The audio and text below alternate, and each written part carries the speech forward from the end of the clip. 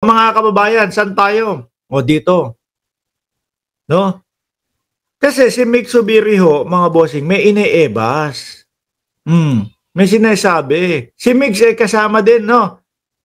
Tama ho ba ako? Si Mick Zubiri ay kasama din ho sa 18 na mga senador po na bumoto na ibalik sa Senado as ibalik sa Kongreso yung impeachment na ipinapasa. Tama ho ba ako? Kasama siya.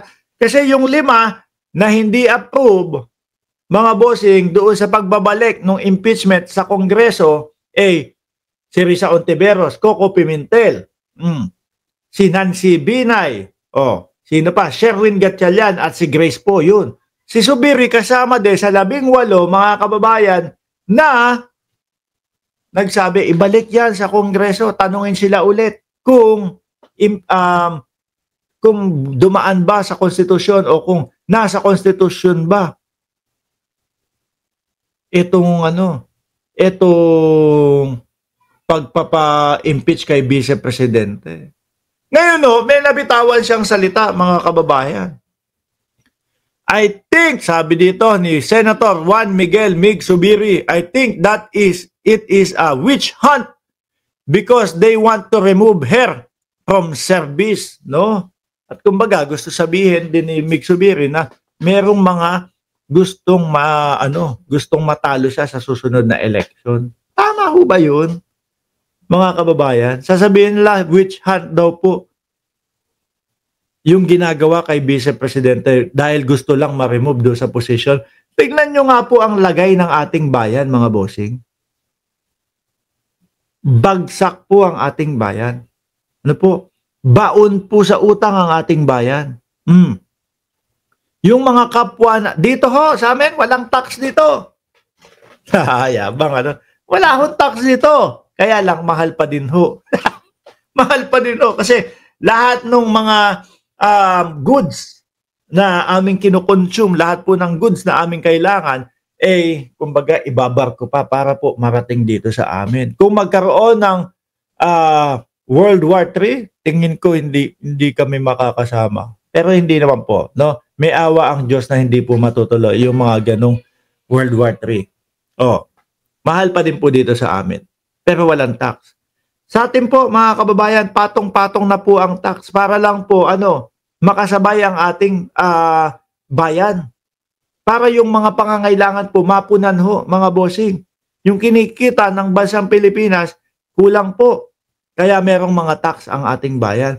Yung tax po na yung kinsenas, katapusan, mga ipinatong sa chicherya, candy, at kahit ano pong bilihin, napupunta po yun sa pampasweldo sa mga government official, napupunta po yun doon sa mga pondo ng mga opisyales ho. Tapos may hinahagilap, may hinahanap na pera ng bayan.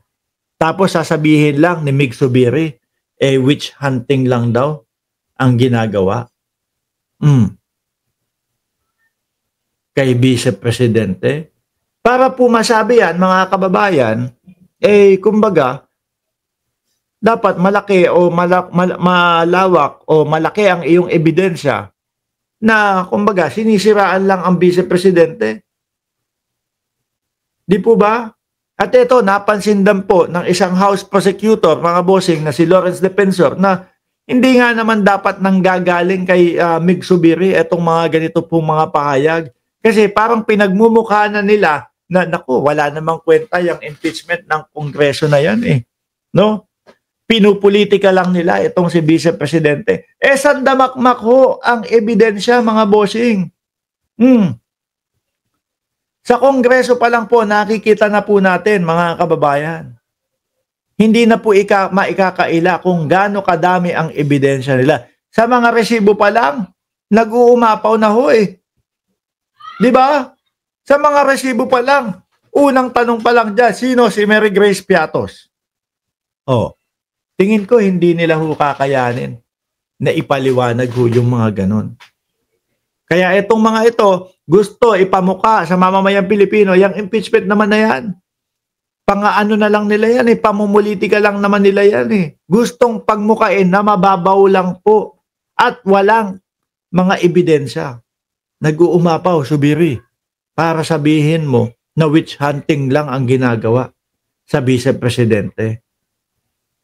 Sabi po ni dito, Lawrence Defensor, hindi dapat nanggagaling yun sa isang senador judge o senator judge who are expected to receive the evidence with impartiality. Biruin mo ho, kaya ako nasasabi na mga kapalmuks na po itong mga senador na ito. Biruin nyo ho, mga kababayan, ha? Yan nga. Sila yung mag-judge doon sa impeachment ni Inday Sara Duterte, pero walang habas po na hindi nahihiya na kagaya nung Amy Marcos. Makapal lang mukha nun. Di ba? Bakit to?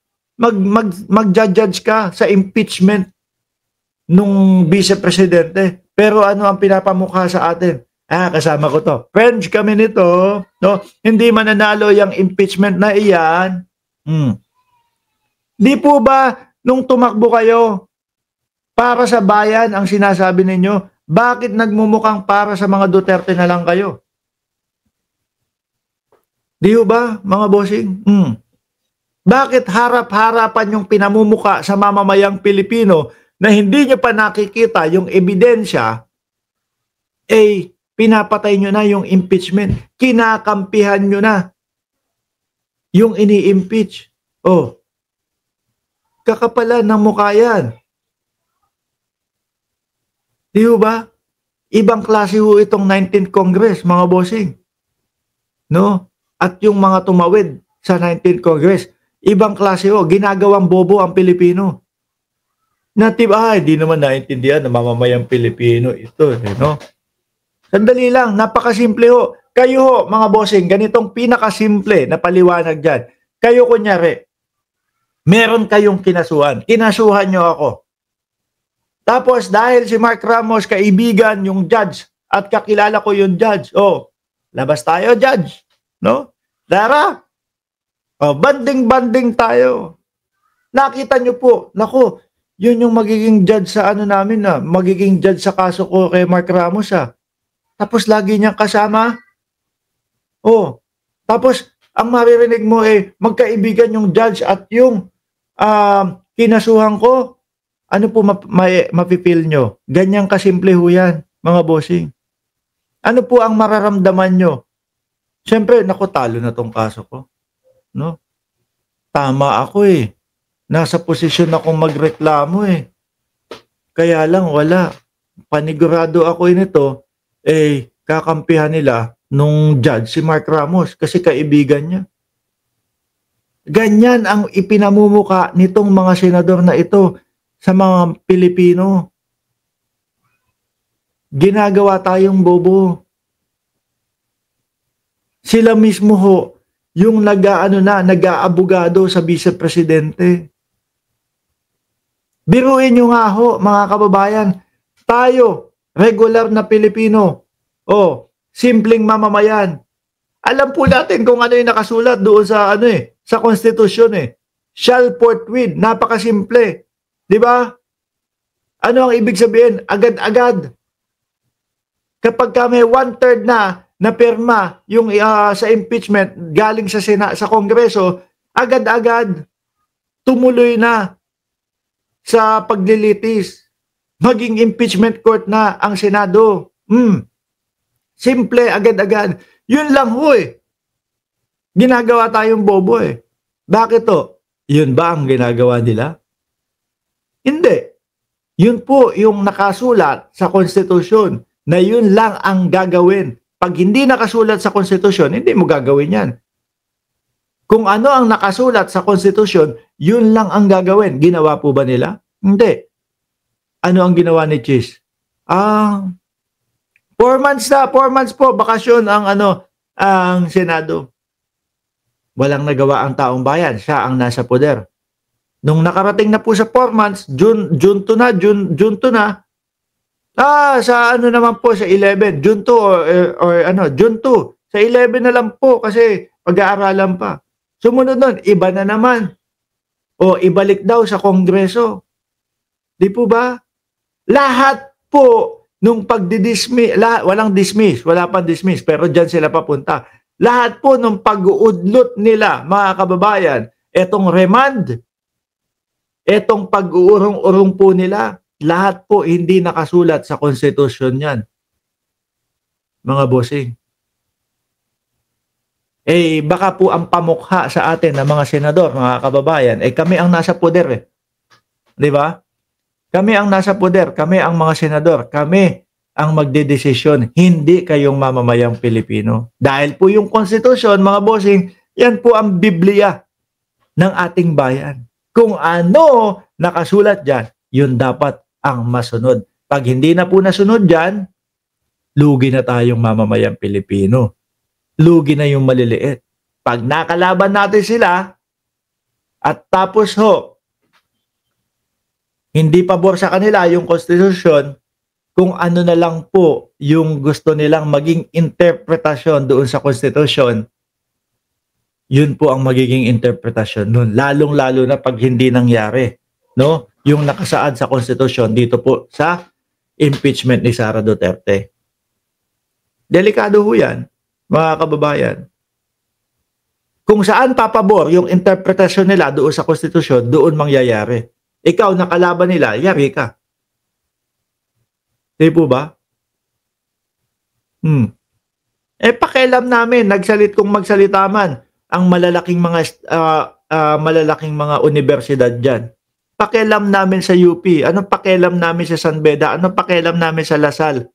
Sa Ateneo? O sa Adamson? Anong pakialam namin dyan sa mga law school na? Anong pakialam namin sa Makati Business Club at sa inyong mga vlogger at sa inyong mga nakikinig? Kami ang magdedesisyon. Kami ang nasa poder. Kahit wala sa konstitusyon, itong gagawin namin, wala kayong magagawa.